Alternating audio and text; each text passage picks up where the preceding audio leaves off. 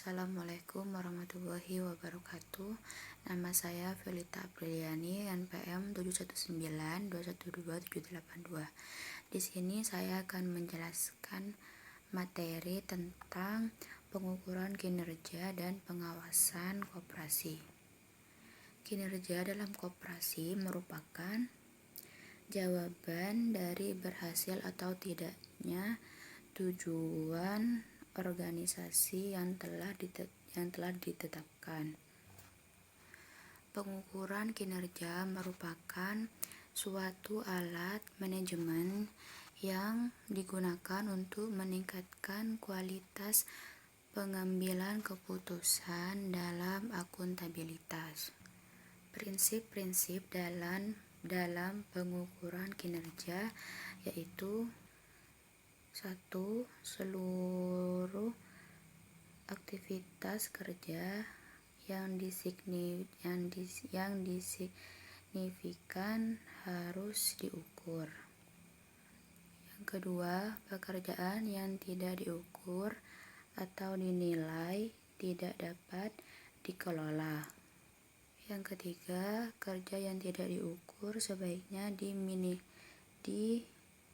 diminimalisir atau ditiadakan. Yang keempat, keluaran kinerja yang diharapkan harus ditetapkan untuk seluruh kerja yang diukur. 5. Hasil keluaran menyediakan dasar untuk menetapkan akuntabilitas hasil alih sekedar mengetahui tingkat usaha. Yang keenam, mendefinisikan kinerja.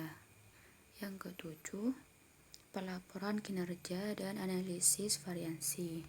Yang kedelapan, laporan yang kerap memungkinkan adanya tindakan korektif yang segera dan tepat waktu. Yang kesembilan, tindakan korektif yang tepat waktu begitu dibutuhkan untuk manajemen kendali.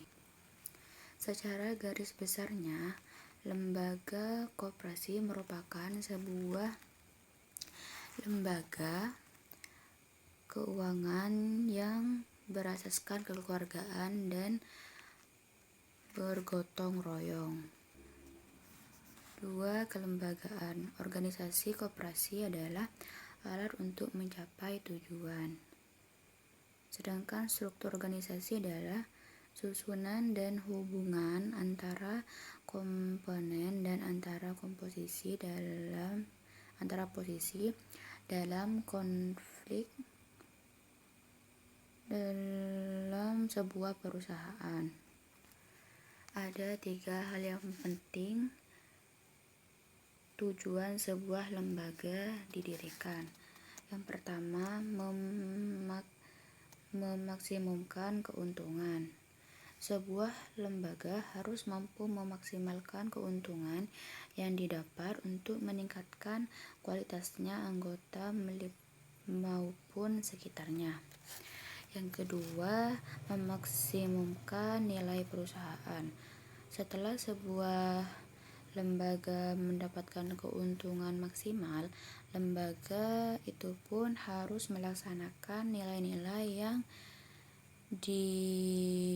yang diemban sejak didirikan. Yang ketiga, meminimumkan biaya. Untuk melaksanakan kedua poin tersebut, sebuah lembaga harus mampu memanfaatkan resource yang ada ataupun yang terbatas untuk mengefisiensikan pelaksanaannya.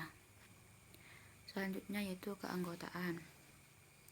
Anggota koperasi merupakan pemilik dan juga pengguna jasa koperasi. Dalam koperasi ada pula anggota luar biasa. Dikatakan luar biasa bila persyaratan untuk menjadi anggota tidak sepenuhnya dapat dipenuhi seperti yang ditetapkan dalam anggaran dasar. Syarat keanggotaan koperasi. Yang pertama, setiap warga negara Indonesia yang mampu melakukan tindakan hukum atau badan hukum koperasi yang memenuhi persyaratan. Yang kedua, menerima landasan dan asas koperasi. Yang ketiga, bersedia melakukan kewajiban-kewajiban dan hak-haknya sebagai anggota. Volume usaha.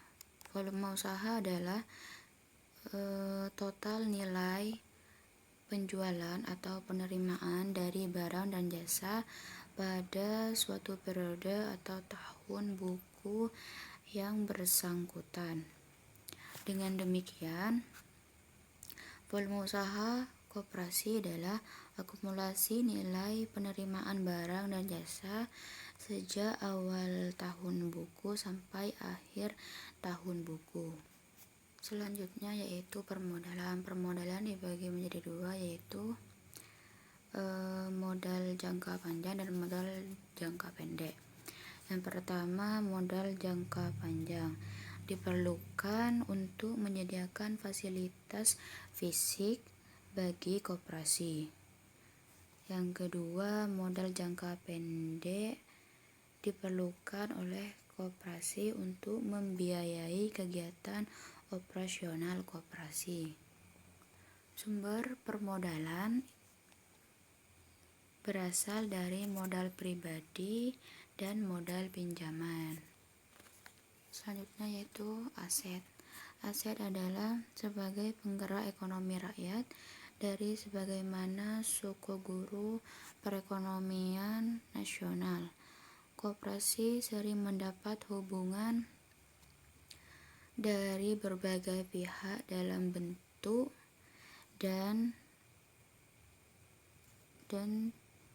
tuan atau sumbangan barang modal untuk menjalankan usahanya.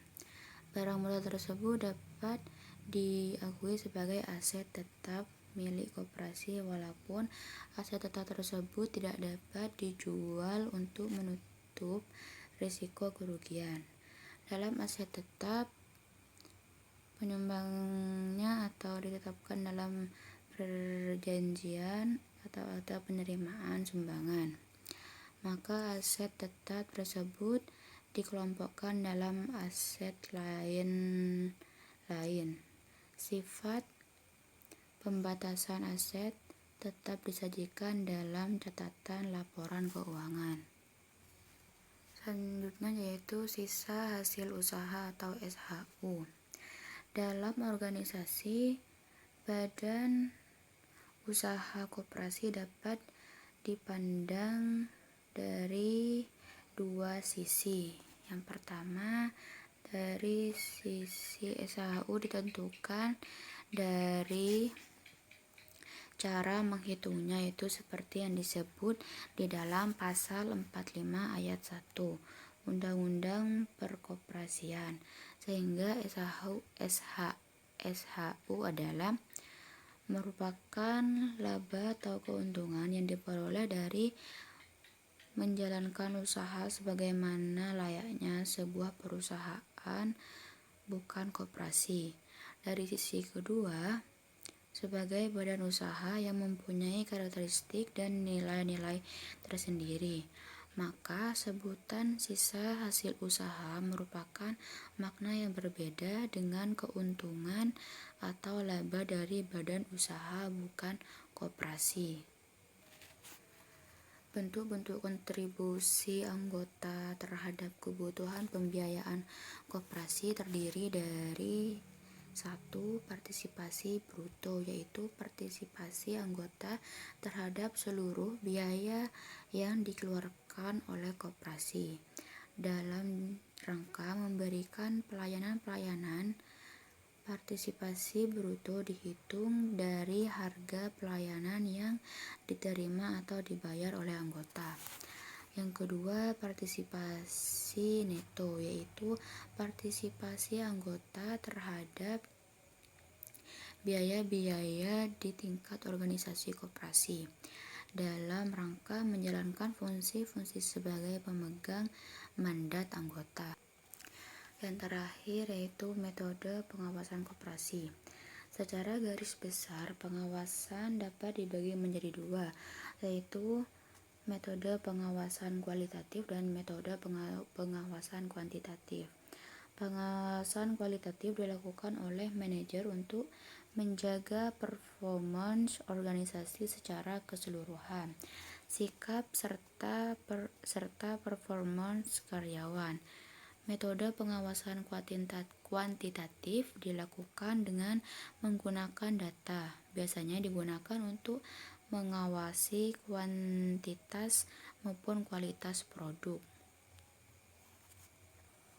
Sekian penjelasan dari saya. Terima kasih. Wassalamualaikum warahmatullahi wabarakatuh.